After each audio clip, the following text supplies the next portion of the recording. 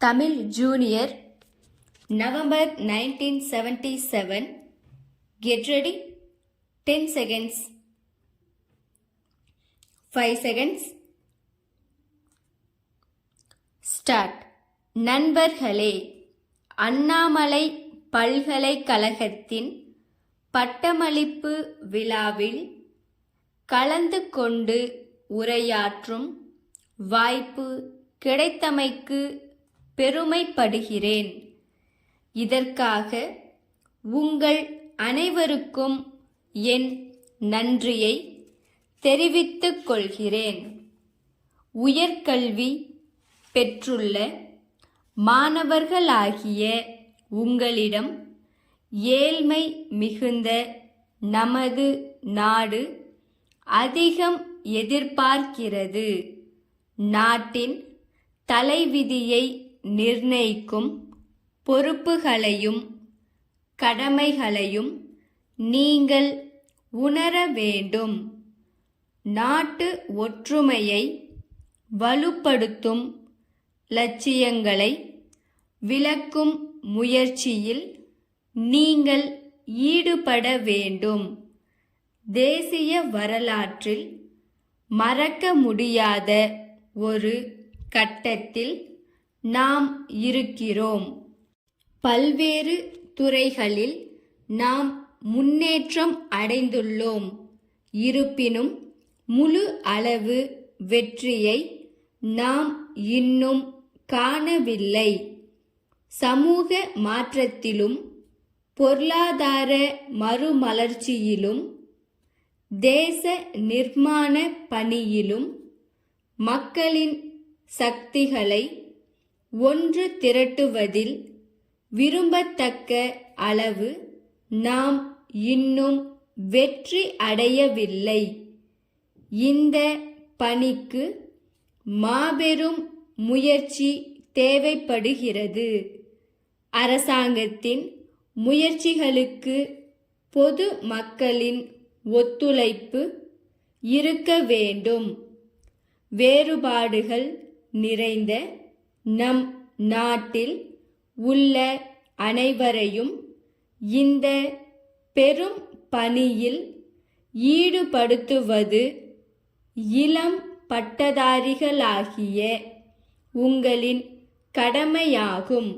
நமது கல்வி நிலையங்களுக்கும் இதில் பெரும் பங்கு உண்டு என்பதையும் இந்த சமயத்தில் தெரிவித்துக் கொள்ளுகிறேன்.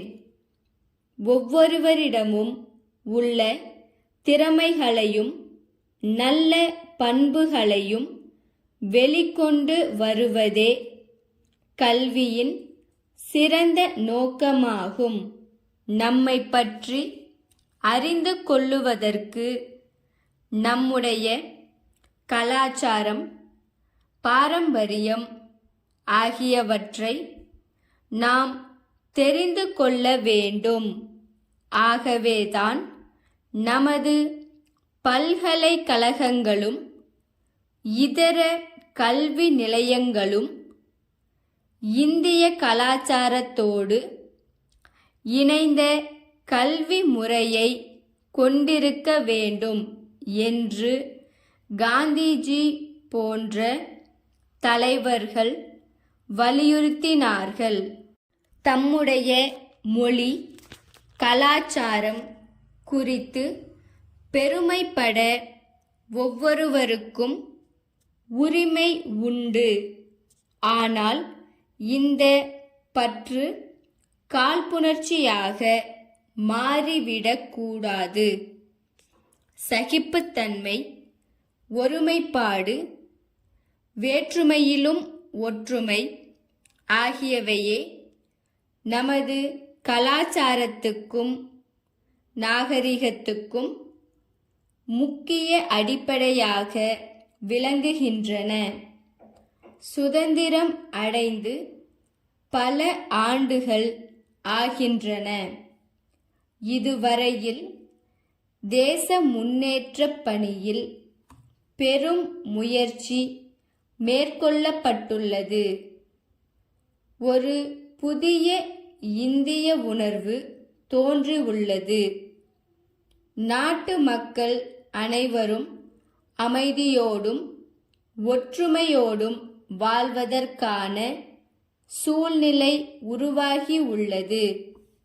தமிழ்நாடு விவசாய சங்க செயலாளர் திரு கோபாலசாமியிடம் இருந்து தமிழ்நாடு அரசு தலைமை செயலாளர் அவர்களுக்கு 10 ஆகஸ்ட் 1976 நாளிட்ட கடிதம்.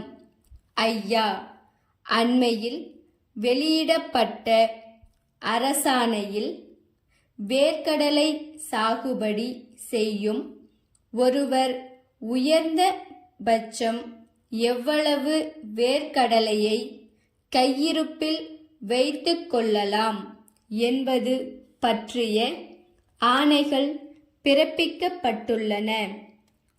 உரிக்காத கடலை 5 குவிண்டால், உரித்த கடலை 3 குவிண்டால் தான் ஒரு விவசாயி வைத்திருக்கலாம் என்று சர்க்கார் உத்தரவு கூறுகிறது.